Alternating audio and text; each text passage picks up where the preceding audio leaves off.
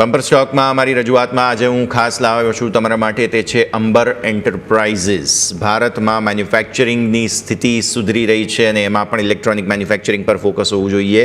સ્ટોકે બહુ સરસ સપોર્ટ લીધો છે. તમે જે બ્લેક લાઇન જુઓ છો તે સપોર્ટ એરિયા છે અને ત્યાંથી ચાર્ટ્સમાં ગઈકાલે ડેઇલી ચાર્ટની અંદર એક બ્રેકઆઉટ આવ્યું છે. એટલે હવે ગ્રાફિક્સના માધ્યમથી તમને સમજાવું.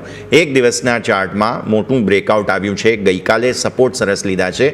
કંપનીના ફંડામેન્ટલ જુઓ, તેનો સેલ્સ ગ્રોથ જે છે તે સતત 30% ઉપર છે. તેમના આરઓઈ રિટર્ન ઓન ઇક્વિટીઝ છે તેમાં અત્યાર સુધી સુધારો આવ્યો નથી. હવે એ શક્યતા પણ તમે અહીંયાથી ખાસ રાખી શકો. એટલે પોસિબલ છે કે અહીંયા તમને કોઈક તેજી આવતી જોવા મળી શકે.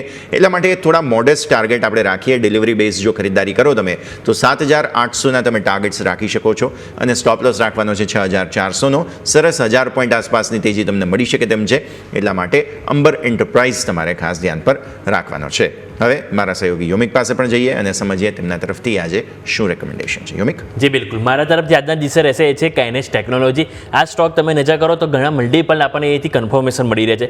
સૌથી પહેલાં તો તમે ચાર્ટ નજર કરો તો તમારા માટે હેઇકિન એસી જે ચાર્ટ છે એમાં એક તેજીનું સેટઅપ આપણને બનતું જોવા મળ્યું. ડોજી કેન્ડલ બની, જે બાદ તમને એથી ફોર્મેશન એથી બાઇંગનું બનતું જોવા મળ્યું છે. એટલે ત્યાં આપણને સારી એવી તેજી જોવા મળી. બીજું તમે નજર કરો તો છેલ્લા 4 દિવસથી આ સ્ટોકમાં આપણને જે કેન્ડલસ્ટિક ચાર્ટ છે એમાં પણ આપણને હાયર હાઈ અને હાયર લો ફોર્મેશન બનતું જોવા મળ્યું છે. એટલે સારી એવી તેજી આવી અને આ જે હાયર હાઈ હાયર લો ફોર્મેશન બન્યું એ બધા વચ્ચે તમે નજર કરો તો તે 10 ડે એક્સપોનેન્શિયલ મૂવિંગ એવરેજ અને 50 EMA એને ફાઇનલી તમે ક્રોસ કર્યું છે. અને અગાઉ પણ જ્યારે ક્રોસ કર્યું હતું તમે એપ્રિલ મહિનામાં, એ બાદ તમે નજર કરો તો સ્ટોકમાં સારી એવી તેજી જોવા મળી હતી. અને આ ફેરી તમે જુઓ તો 10 EMA 50 EMA બંને એક સાથે આવી ગયા છે અને ફાઇનલી ત્યારબાદ તમને અહીંથી કન્ફર્મેશન મળ્યું છે તેજીનું. એટલા કારણે આપણે અહીંથી ખરીદીની સલાહ રહેશે. ટાર્ગેટની વાત કરેલી તો ટાર્ગેટ તમારે અહીંથી 5,888 અને બીજો 6,076 આ બે ટાર્ગેટ કાઇનેસ્ટ ટેકનોલોજીમાં જોવા મળશે અને સપોર્ટ તરીકે આપણે 5,635 જેને આપણે ફોકસમાં રાખવાનું રહેશે.